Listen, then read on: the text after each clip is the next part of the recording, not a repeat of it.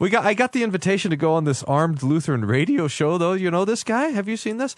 There's two things that I would like to say that make me feel safe. Number one, the fact that there is a radio show called the Armed Lutheran Podcast somewhere in the world. That makes me feel safe. Pistols, prayer, and potluck. This is Armed Lutheran Radio. Hey folks, welcome to another episode of Armed Lutheran Radio. I'm your host, Lloyd Bailey, the Armed Lutheran. This is episode 399. That's right, we are only one episode away from our 400th show. It has taken a little over 8 years to get here, and it's really amazing. Thank you to all of you who subscribe to the show, who watch on YouTube, who support the show as members of the Reformation Gun Club, for example. Thank you all and welcome. And speaking of the Reformation Gun Club, before we get started, I do want to remind everyone that we are listener funded. We don't have any advertising. We don't have any sponsors. We rely on the generosity of good people like Jim from Rincon, Georgia, Stephen from Spotsylvania, Virginia, Tony from Little Elm, Texas, John from Spokane, Washington, Robert from Mascoutah, Illinois, Peter from White Bear Lake, Minnesota, Ty from Sarasota, Florida, Matthew from Nixa, Missouri, Eric from Buckeye, Ohio, and Drew from Excelsior Springs, Missouri. Thank you all so much for your support, and thank you to all of the members of the Reformation Gun Club who help make this show possible. If you would like to join them, if you'd like to get access to some cool exclusive content, hundreds of hours of exclusive content, in fact, some cool Armed Lutheran swag, and invitations to our monthly online hangouts, please check out reformationgunclub.com and consider joining the club. Just $36 a year. You get access to all of that cool stuff and the satisfaction, the warm and fuzzy feeling you get knowing that you helped make all of this nonsense possible. Again, reformationgunclub.com, or go to the website armedlutheran.us/gunclub, or you can look for a link in the show notes for this or any of our previous episodes. Now, last week in episode 398, we reacted to a recent discussion on the TV show The View, in which the hosts, led by noted theologian Whoopi Goldberg, talked about the 10 Commandments and in relation to abortion and guns and war and the death penalty, etc. That original recording was almost an hour and 20 minutes in length, and we took a few minor detours to discuss things like Trump's abortion policy, the state of the nation, the future, social media, and more, the death penalty. And so what I decided to do, instead of releasing a big, gigantic episode, was to edit the interview down and focus on the 10 Commandments, and specifically the 5th commandment and the specific points made in the show, and to trim out some of the extraneous stuff for a future episode or for something exclusive to the Gun Club. When I got the editing done, I decided to change tack. I decided to break this up into 2 separate episodes, because there's some good stuff that I wanted to share with everyone and I thought would be interesting to hear your thoughts on. And I had planned to release that today as part 2 of last week's episode. However, with episode 400 coming up next week, and what I hope is, we've got to do our April online hangout, so I'm going to combine those 2 things next week.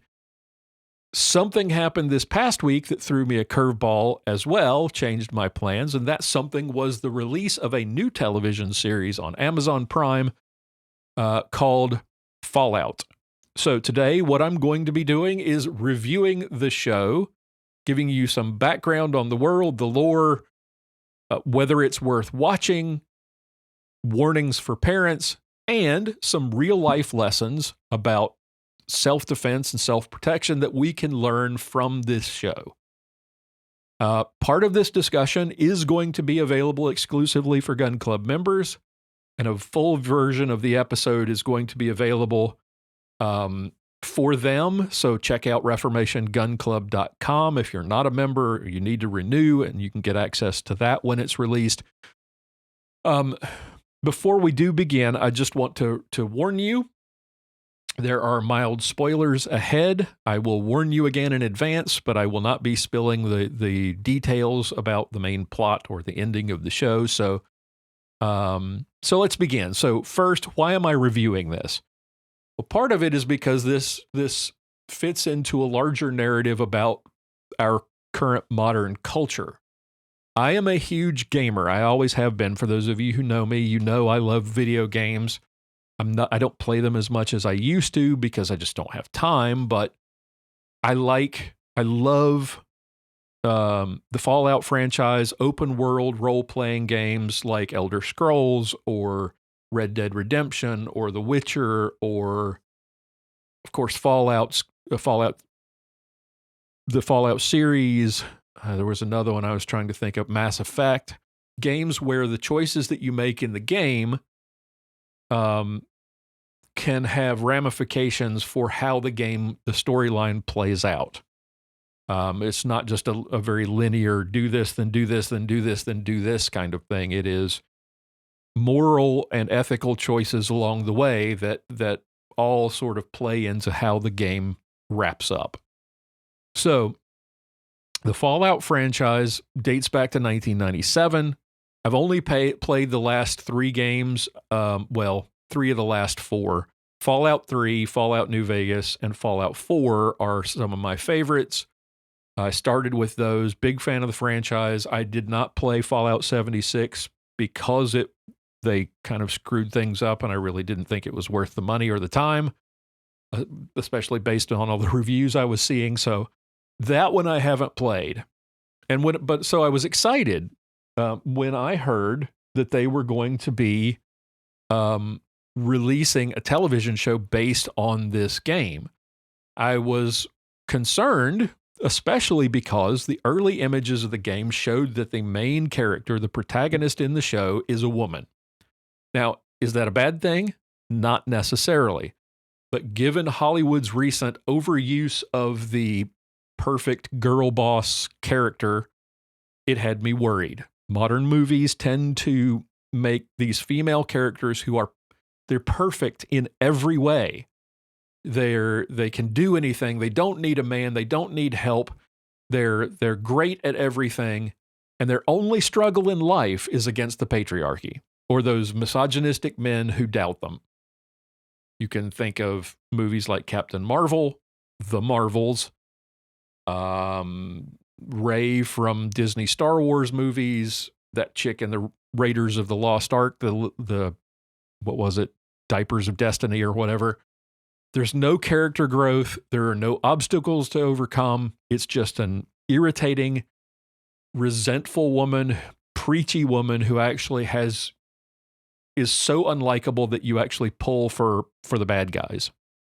So I was really worried that they would give Fallout's main character the same treatment.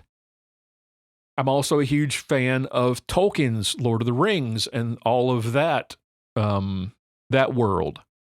And what Amazon Video did in butchering his works in their Rings of Power series had me worried that Fallout was going to be just like that.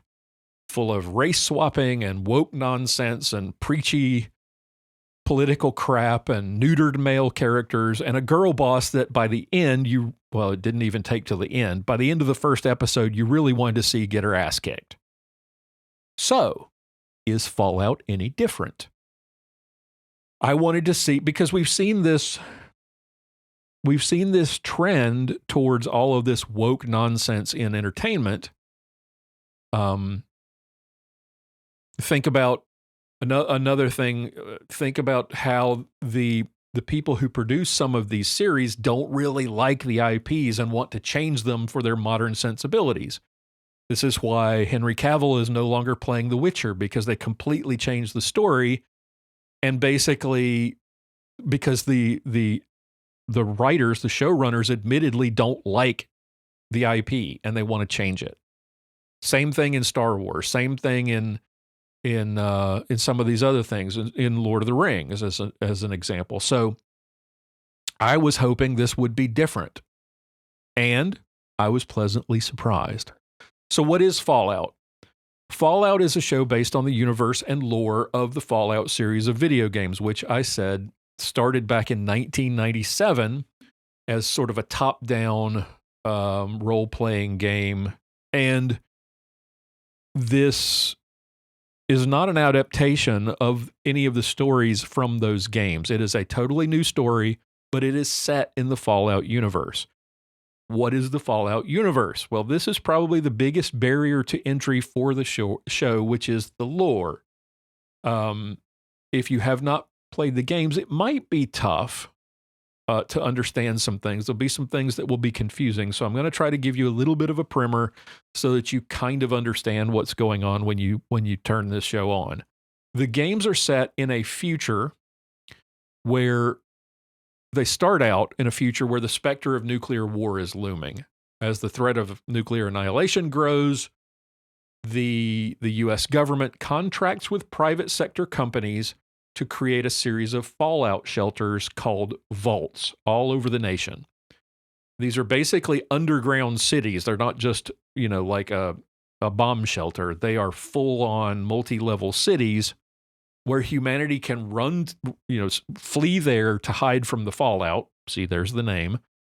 And then reemerge when conditions on the surface are favorable to reestablish civilization. And one of the core assumptions of the time, and if you're old enough like me and you remember the Cold War and the fear of the nuclear bomb, this tracks, right? Because during that era, we all were told and we all assumed that nuclear war was going to eliminate all life on Earth.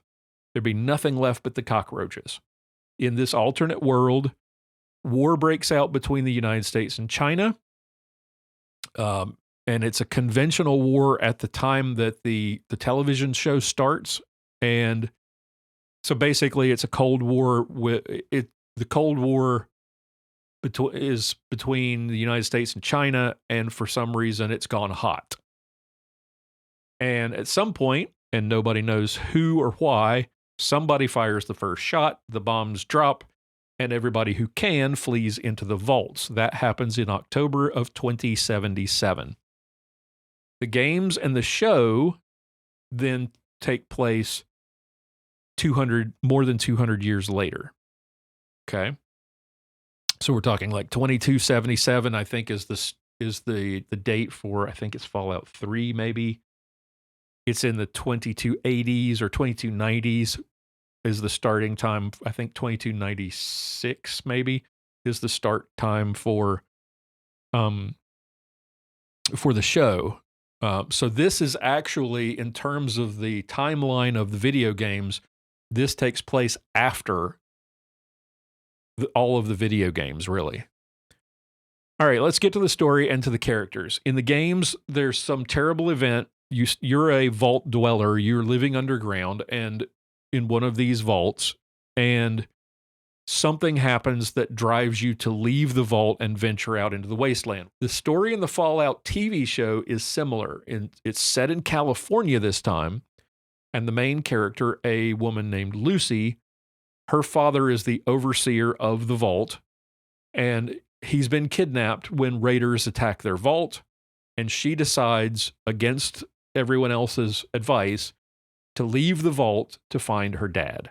So that is the story, the main thread of the story from the TV series. That's the motivation for the main character.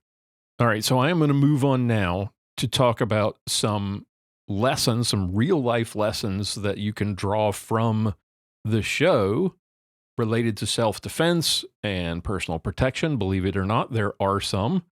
And if you would like to hear a more in-depth review of the show and some talk about the lore and all that good stuff, what I thought of it, whether or not it is okay for your kids to watch, all of that kind of stuff, then you need to be a member of the Reformation Gun Club, because that is going to be a full-length extended episode specifically for the Gun Club. So check it out, reformationgunclub.com. Sign up today and check out this and all the extensive catalog of exclusive content that we have for our members. So if you're not a Gun Club member, I enjoyed the show. I think you will too. And so go check it out. That's Fallout on Amazon Prime. And let's talk now about. So that's as much of a review as you're going to get. If you're not a Reformation Gun Club member, I will say I liked it a lot. It's really good. But I want to get to some lessons. The main character, as I've said, Lucy, she grows up in this safety and security, this world of order and rules, a community of good, trustworthy, and caring people. And she, of course, emerges from the vault to find things very different. And at several points, she attempts to talk her way out of trouble. In her first confrontation with the ghoul, as I said, played by Walton Goggins, the bounty hunter has shot several people, a lot of people actually, a couple of people that are important to Lucy in terms of trying to move forward to find her father. And Lucy points a gun at him and warns him that she will be forced to use force if he doesn't cease and desist. And the guy has already shot almost everybody in the town, including, like I said, 2 people that Lucy needs help from. And she continues to try to talk her way out of trouble. And naturally, it doesn't work. And the reason is because the ghoul is not a good person who can be reasoned with. But there's a real world analog to this. I don't remember who said it. Maybe it was Paul Correa from Active Self-Protection, but criminals are not like you and me. Bad guys they don't think like you do. They don't follow the rules. They have different priorities, and reasoning with them is not something you can reliably do. Now, if a bad guy decides to threaten someone, and before you act, you can dissuade them from acting by warning them, that's great. But failing to do that, you better be prepared to use force. And on the other hand, if, like in this scene in the show, the guy walks in and starts shooting people, trying to reason with them at that point is a bad idea. If you are prepared by carrying a weapon to use lethal force in self-defense, and you find yourself in a potentially deadly situation, playing fair is not an option. Playing fair gets you killed in the streets, as they say. Now, you may be a goody two-shoes person like Lucy, but if you're going to carry a gun, you need to be prepared to use it, and that doesn't mean giving the bad guy a fair chance to shoot and kill you after he's already started killing other people. The other point that I thought of in watching this has to do with human nature and original sin, which I kind of alluded to earlier. Lucy, like most of the vault dwellers, believes that deep down, all people are good. And that's just based on her experience with people in the vault. And this, of course, is absolutely not true. It's a lesson. And unfortunately, it's a lesson that the vault dwellers do not teach. They do apparently try to live by the golden rule, which is something that Lucy specifically quotes in her first meeting with the ghoul. But versions of the golden rule can be found in numerous religions. It's explicitly laid out in Matthew chapter 7, verse 12, where Jesus says, "Do to others what you want them to do to you. This is the meaning of the law of Moses and the teaching of the prophets." So they live by this rule, but they don't actually attribute it to any kind of religious morality. It's just the societal norm. And the problem that with this rule is that it's worthless outside of a specific moral framework. Lucy and all the vault dwellers assumed that life on the surface was going to be eradicated by the bombs, and that they would go out and repopulate, bringing with them their golden rule. But in reality, mankind survives the bomb on the surface in various forms. And because mankind is tainted by sin from birth and that we're not good at all, we have no goodness in us. So mankind, divorced from this Judeo-Christian moral framework, are bound only by the morality of their society and whatever morality they may place on themselves. And since society is non-existent on the surface, the golden rule basically devolves into what the ghoul calls the golden rule of the Wasteland. Thou shalt get sidetracked by BS every time. In other words, your goals, your morals, your objectives, the things that are important to you individually will get sidetracked by things that you consider to be BS. And since, we should obviously strive to treat people as we wish to be treated, but criminals and psychopaths, as I said before, they don't care how you're treated. They're not like you and me. They're only caring for themselves. So coming to that realization as part of Lucy's character growth in the show, and in real life, failing to realize this fact about humanity and our fallen nature will get you killed in the streets. In a later encounter, can't remember which episode it is, but Lucy and Maximus meet this man and this woman, and both couples are trying to move in opposite directions across a bridge that is crossing a small river. And obviously they're wary. They see each other, they stop, they're wary of one another. The other couple says, hey, it's okay, we're not armed. Lucy lies and says they're not armed either. So obviously both groups are lying to each other. Maximus, who grew up on the surface, doesn't trust them. So he has a better sense about what life is really like on the surface. But for some reason, I guess because of her naivete, Lucy again thinks that she can. And she proceeds to try to talk her way through the situation peacefully. Some people have joked that there's a set of skills that you assign in the game. One of them is speech. You choose your skill levels at the beginning. You're allotted a certain number of skill points, and you can assign them to things like strength and agility and luck and speech.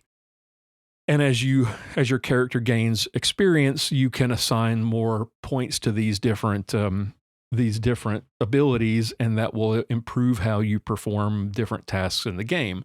And there's this one video joke that her speech skill must not be very high because she tries consistently in the show. Lucy tries to talk her way through difficult situations and fails. So it turns out in this situation, both groups are lying to each other. They're both actually armed. It also the fact happens to be that the other couple are fiends, which in the Fallout universe means they're cannibals. Halfway across the bridge, they both go for their guns. Maximus grabs Lucy's gun out of her holster and shoots the fiends before they can do them any harm. So the lesson there is trust your instincts, and maybe even trust your friends' instincts if your instincts if what you're feeling is different. But certainly don't blindly trust strangers. People are not generally good by nature. We know this from the Bible. We know this from Scripture. From birth, we were born into sin. People are selfish. They're deceitful. You should not blindly trust those that you don't know. If something seems off or odd, trust your gut. Now, the other lesson about this is, could Lucy and Maximus have possibly crossed the river a different way? I don't know. It's not explored, but it's certainly possible. But they put themselves in danger for convenience. They may have. It was probably faster to cross the river at this point. You've come to a bridge. The other side is right there. And it might have caused them to backtrack to go a different way. So in the real world, consider this. If it's quicker to get to your destination, But in doing that, you put yourself in danger, like walking past strange people or walking down a dark alley or under a dark overpass. Maybe it's not worth it. Maybe it's worth it to walk a little further to stay safe. An example of this would be from a volleyball tournament we were at last weekend. And to get to our car after the match, we had to walk through a darkened overpass or underpass or whatever. It was a tunnel with a street through it. It ran underneath the event center, and we parked behind the event center. And there were lights on the walls of this tunnel, but naturally they didn't come on in the dark, so it was kind of creepy. And because we had the matches were running late, and we kept playing these, we kept going to 3 sets, best of 3, so that the whole schedule was running late, and we ended up leaving. I want to say it was close to 9:30. It was dark. It was pitch black outside. Yes, there were longer routes to get to our car, but it was a strange place. I didn't know what those routes were. And walking through strange places to get to my parking space maybe wasn't a good idea. I decided it wasn't worth it to try to backtrack and find a longer route. So we walked this way, and we had walked this way several times before, in various stages of darkness. And so I knew how far we had to go, and I knew where our car was. But this time it was very dark. So in that situation where there is no other choice, you've got to do what you can to stay safe. You use a flashlight, you stay in groups, make eye contact with passersby. Fortunately, there were none. If there are any, you give them a wide berth and stay clear of them. Carry a gun or some other self-defense tool with you. It all comes down to situational awareness and trusting your instincts and not putting yourself in danger for the sake of convenience. Now, the other lesson to draw from Lucy's story also comes from that first encounter that I talked about earlier with the ghoul. It's her choice of a self-defense weapon. Now, she leaves the vault with a dart gun, which is weird. And it's not something. It's not actually a weapon from the games, but it's based loosely on the syringe gun from the games. Basically, it's a gun that fires a big tranquilizer dart. And I'm going to guess that this choice was driven by Lucy's ignorance about the surface and her naivete and that unwillingness maybe to kill, right? The golden rule. And when the ghoul refuses to back down, because she says, I'll be forced to use force if you won't stop, then she shoots him in the chest with a dart, which doesn't even faze him. So the lesson there is, if you're going to carry a weapon for self-defense, then choose the right one for the job. Understand the capabilities and the limitations of whatever you choose to carry. And if you're unwilling to carry potentially lethal tools, if you won't carry a gun, you certainly cannot insert yourself into a self-defense situation. We've seen plenty of examples of people who are in a store when there's a robbery taking place and they use their gun to stop the robbery. But you don't see very many people using pepper ball guns or pepper spray to do it. Now, there may be some. I'm not saying that it doesn't happen. But most of the examples that we see are people using a firearm. Because the less than lethal stuff is really just a tool to create a distraction so you can escape a dangerous situation. They're not intended for you to subdue an attacker. So choosing the right tools, knowing the limitations of those tools, and using them appropriately is a lesson here. And then there's another point that's related to the first one that I mentioned earlier. Like I mentioned, just to sort of reiterate, Lucy lives in this safe place. She grew up free from external threats, and she and her fellow vault dwellers are all lulled into this sense of false security. And at one point, They open the door that connects their vault to another one. Their vault is part of a three-part or three different vaults that are connected by tunnels. And they, from time to time, they open the vault to share the doors between them to share resources or to marry one member of one group to the other so that they can maintain some biodiversity. So you're not inbreeding. But they seemingly, in this first episode, they have no precautions in place to protect themselves because they assume that the other people in the other vaults are like them and that they're safe. And this reminded me of sort of the preconceived notions that we sometimes have about places being safe, quote unquote. And you've probably heard it said, somebody saying something like, I don't carry a gun unless I'm going to a rough part of town or a dangerous neighborhood or whatever. I don't carry every day because I'm not always driving in a dangerous neighborhood. But the truth is that there is a non-0% chance that you will need to defend yourself no matter where you go. There are no so-called safe places or safe neighborhoods. And even if there are, let's say I've heard some people somewhere I've heard somebody say something like, well, I don't carry every day because I don't go to dangerous places. Well, are the places between where you start and those safe places, are the places in between safe? Do you know whether there's obviously a non-zero chance that you might break down or get stuck or have to stop for directions in between? So even if the places that you leave from and arrive at are safe, what about the places in between? You need to take that into account too. And this includes home.